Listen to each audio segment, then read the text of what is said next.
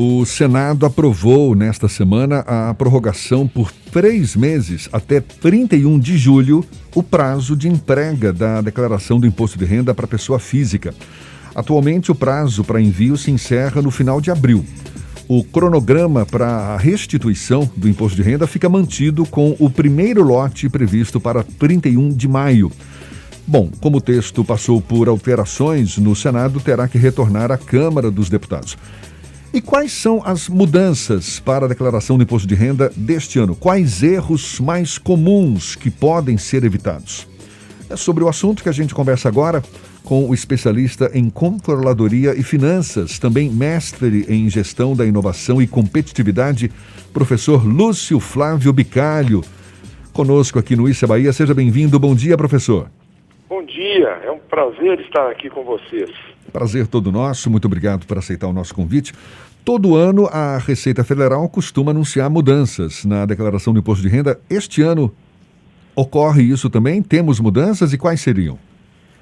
Muito poucas mudanças. O programa já vem mantendo o mesmo padrão há vários anos, inclusive a principal mudança que os contribuintes esperavam era a correção da tabela para a gente pagar um pouco menos de imposto, mas isso não aconteceu. Tem 5 anos que a tabela é a mesma. Mas algumas pequenas mudanças temos sim. Por exemplo, alguns códigos que eles lançaram agora para a gente para contabilizar os criptoativos, que as moedas, Bitcoin. Sim. Já tem lá nos bens e direitos, tem um código, já 3 códigos para esse tipo de bens. Outra mudança criaram a restituição em contas, também nessa linha de modernidade, das contas de bancos mais modernos, esses bancos online, as chamadas fintechs. Porque até o ano passado a gente não podia ter restituição nesse tipo de banco, essas fintechs, né, são chamadas. Sim. E a principal mudança também que é a tributação do auxílio emergencial, por causa do auxílio da pandemia, esse auxílio que o governo federal concedeu aos brasileiros. Então tem algumas medidas especiais de tributação. Ele é um auxílio tributável, é um rendimento tributável, e em alguns casos pode ser até que o contribuinte tenha que devolver o auxílio recebido no ano de 2020. Em que casos, por exemplo? Olha, por exemplo, aqui nós vamos ver se o contribuinte que tenha recebido outros rendimentos tributáveis em valor superior a 22.847, fora o auxílio, no ano de 2020, ele deve devolver os valores recebidos pelo auxílio e pelos seus dependentes também. Que fique claro, auxílio recebido no ano passado. Esse que começou a ser pago agora, exatamente. Esse vai ficar para a declaração do ano que vem. Isso. A possibilidade de declarar bitcoins, essas moedas virtuais, isso está ocorrendo pela primeira vez, né? Até o ano passado a gente encaixava elas no grupo, no código 99, que era outros bens. Agora tem um específico para a moeda virtual, né? 3 códigos específicos, o 81, 82 e 83. São 3 códigos específicos para esse tipo de moeda virtual. Essa mudança no prazo para a entrega da declaração, ela vai ter algum tipo de influência no calendário de restituição ou isso não tem nenhum tipo de impacto? Não.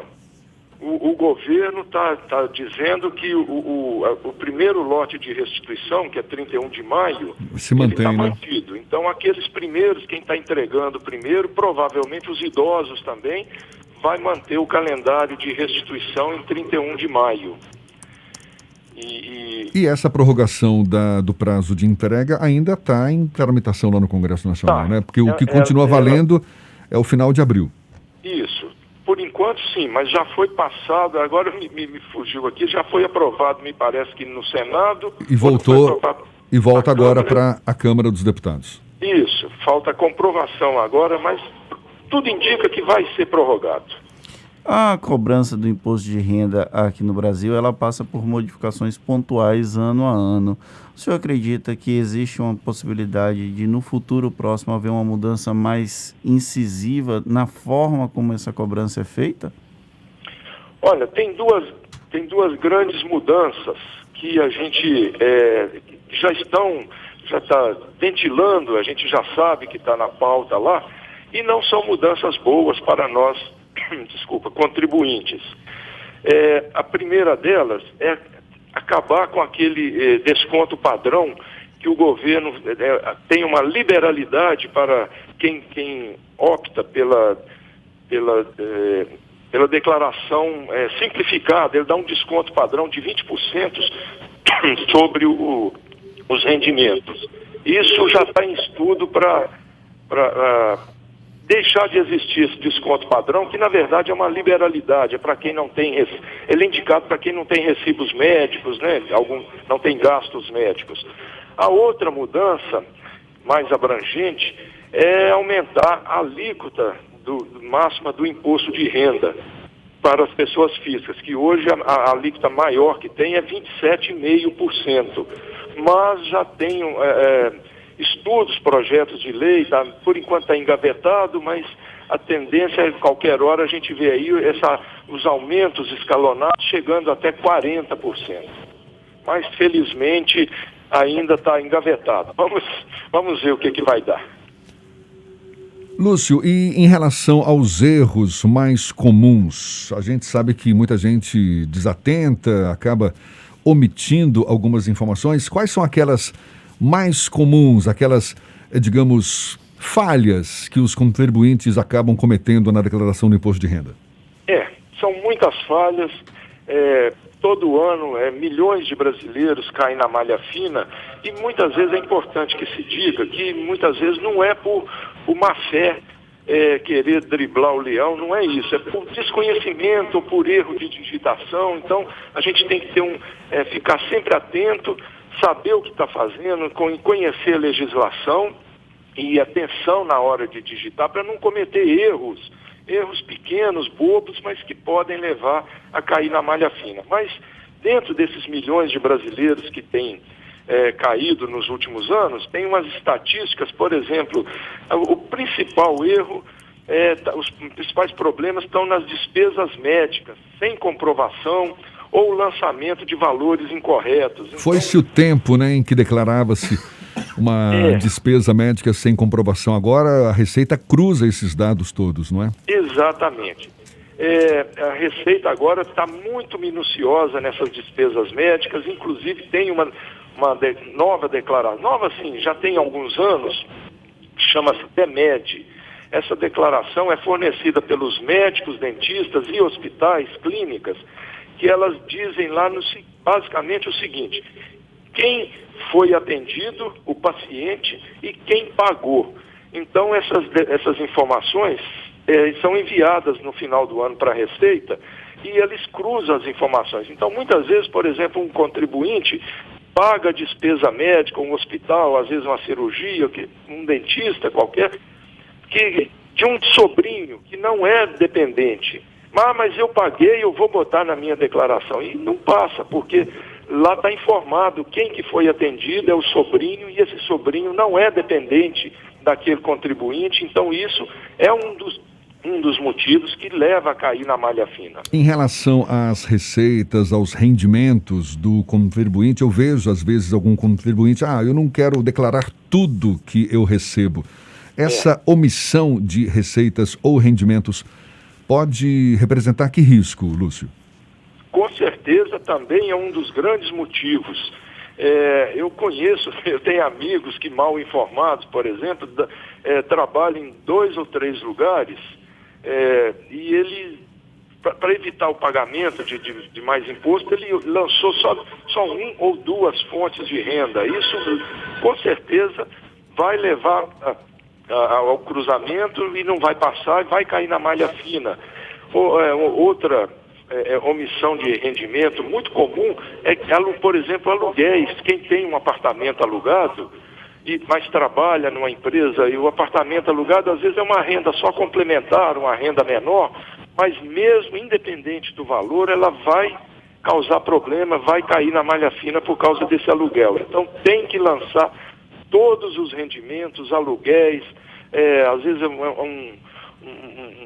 um rendimento menor, mas tem que lançar todos, porque a Receita tem informação dessas outras fontes de rendimento. Lúcio, para quem atua como MEI, microempreendedor individual, e tem essa atividade como sua fonte de renda, como é que ele faz a declaração? Olha, o MEI, ele é tanto pessoa física quanto pessoa jurídica.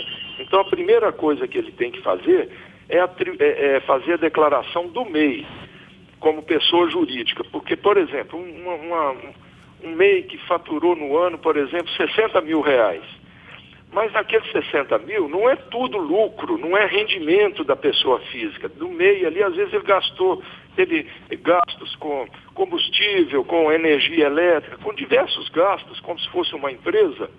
Então tem que fazer a declaração para ver o que sobrou de lucro, e esse lucro é que vai ser o rendimento da pessoa física. E mais ainda, parte desse lucro ele é tributável e parte é isento. Então, a primeira coisa a fazer é a declaração do MEI pessoa jurídica. Depois, para ver o que vai tocar, vai ser o rendimento do lucro da pessoa física. E para a gente encerrar, Lúcio, acho que é uma dúvida que muita gente tem também, incluir um dependente em mais de uma declaração, isso não pode também? Não pode. Isso é um erro que está sendo bastante comum, porque hoje é muito comum os casais separarem, ter um segundo casamento e tal. Então, até recentemente, os filhos menores, às vezes 3, 4, 5 anos de idade, não tinha CPF. Então, o pai separado fazia declaração, lançava aquele dependente, a mãe lançava também o mesmo dependente, porque não tinha CPF. Isso agora já não pode mais. Para ser dependente tem que ter o CPF, até recém-nascido já tem CPF. Então tem que optar. Ou lança como dependente de um ou de outros. Não dá para lançar nos dois. Se lançar, é um dos motivos de cair na malha fina. Professor, muito obrigado. Professor Flávio Bicalho, professor do Centro Universitário Newton Paiva, dando essa contribuição para todos nós aqui. Muito obrigado pela sua disponibilidade. Tenha um bom dia e até uma próxima, então. Bom dia e até a próxima. Se você quer conferir esse bate-papo todo, ele vai estar disponível logo mais na íntegra nos nossos canais no YouTube, Spotify, iTunes, Deezer, também pelo Instagram. Agora, 7h41 na Tarde FM.